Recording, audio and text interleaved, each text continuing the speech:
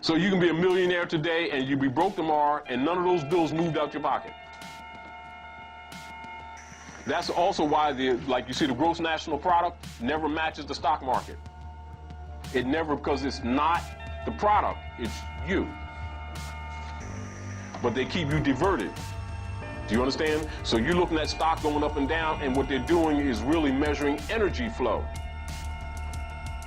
from you.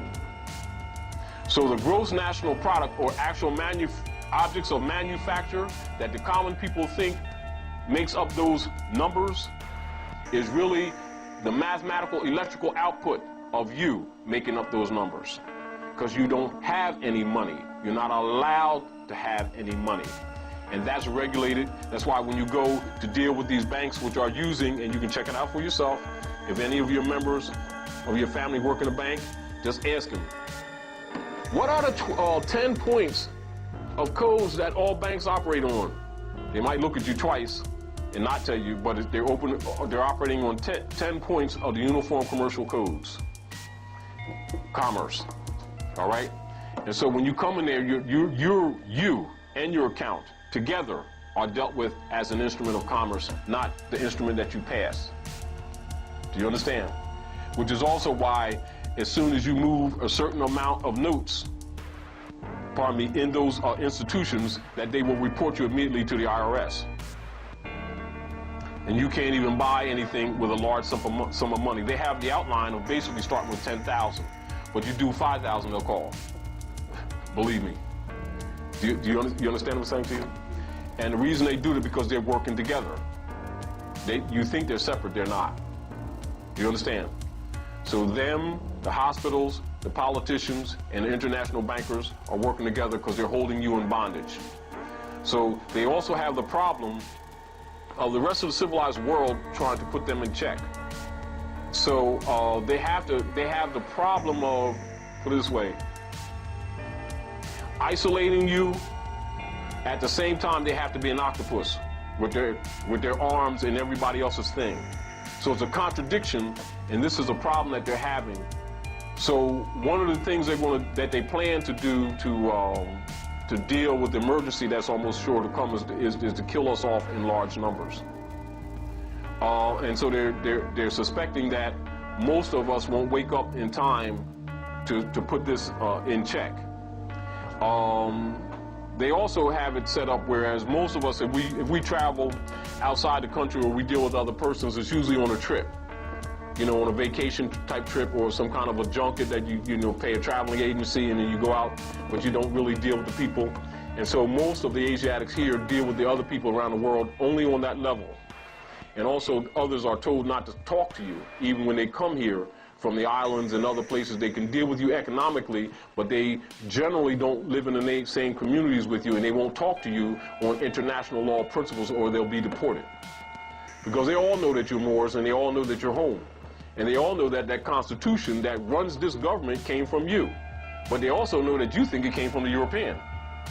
And they also know that you think that Jesus was a European. And they also think that you think that that Constitution regulates him and you're outside of it. And that you're waiting for a program for somebody to give you some rights temporarily so you can vote and do other things and stuff like that. Well, all that's fiction. The real deal is the United States Republic has been overthrown without firing a gun. And it was done by the very same people that you see running government. That's right. And their instrument to make sure that they get the revenues from you, the energies from you, is the major instrument, is that license. This is why you see the politicians, whenever somebody brings up the issue or the argument of a national identity card, they don't go there, or they'll mention it and dismiss it. Do you know the obvious reason why? Yes, the obvious reason why, because if they start dealing with that, it cannot be an instrument that expires. For one, because it's obvious that it has nothing to do with commerce. It has to do with the natural people. So therefore, they'd have to list everyone on that nationality card, their natal bloodline, your pedigree. So if you're Moroccan, real Al-Moroccans, so the real Al-Moroccans, Americans, would have to be identified. Yes, this is Al-Moroccan. Yeah, we are Moroccans. That means descendants of Moroccans. And they corrupt it by saying Americans. But that's us. They're not our Moroccans. They're Europeans. And see, so then you got all these grown adults that really believe that Santa Claus was real and that bunny rabbits laid chicken eggs and that human beings come in plaids and light-skinned green people and dark-skinned orange people, and you can get light-skinned black leather coats at the mall. And you know you really got a lot of adults that really are in that frame of mind and they feel comfortable. But when you start examining things from a law position, all these things must be disseminated in their proper status. And of course, they will discover that they are living a fiction. Now you got a problem. Because they recognize that they've been had. Some of them are so spooked that they won't get there. They know something's wrong, but they don't think, their attention span is like that. So it's going to be about 3 minutes. But one or two that haven't been drinking and drugging, that still can go up under the sun and not get burnt, and their circuitry is running, will recognize human beings are not crayons. Human beings have nationalities. They have national standards on the parkway that you can go right here in Philadelphia on the United Nations, and you see a national standard that represents the nations of the earth. And it don't say light-skinned green people here and the light-skinned black people here, and black comes in light textures, and you got the dark-skinned white people and the green-skinned brown people, and you know, you got a lot of boys and girls. And then plus, because of their arrogance and self-righteousness, you know, you start pointing out their inconsistency on the intelligence scale, they'll burn stuff down.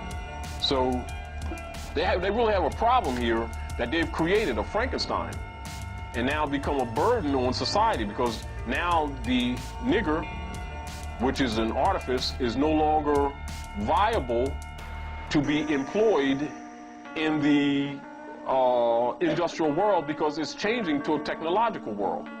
No different than, you're not going to get these people in here right now and say, well, we got some investments in some saddles, who wants to invest? Come up and see the sister over here and put up your few $1,000s for stocks in the saddle companies. Now, you know, people still ride horses, but we're not going outside and hear some clunkety come down the street, because it really ain't happening. And so, you know, they're still building saddles, but they ain't really down with it. You know, you can talk about maybe some oil, some engine investments and stuff like that. And you know, like we used to take the cars and stuff, go in the alley, go in the yard, they break down, fix them, jump in there on the weekend, you know, put the family in, we do our thing, right? Now, you need computers, because now they operate with brains. And you can still do some stuff, but you're limited, right? Then they have other advanced technologies that they haven't even installed yet, that are actually 20, 30, 40, 50 years old. But the people aren't ready. Not that the people aren't ready, they're not ready to deal with the problems that were caused logistically.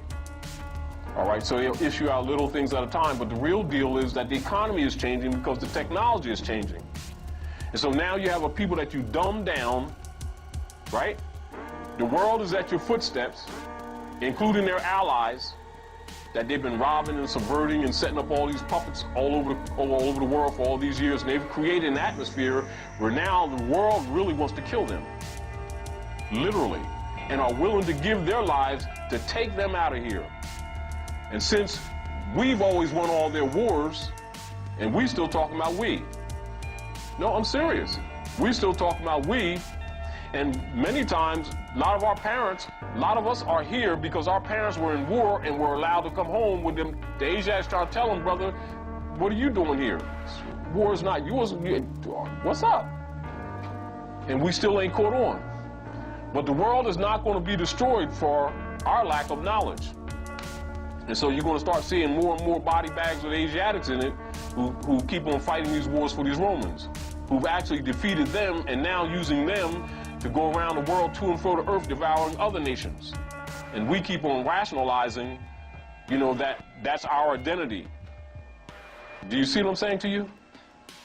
So this license has a more far-reaching, is a more far-reaching and damaging instrument than you think it is. Because also, by being used as an identification instrument when you are violated in the society, it's not like they violated a human being. And so it comes under the Artificial Person Act of the 14th Amendment, and so they can murder you, and it's just a civil rights violation. You understand?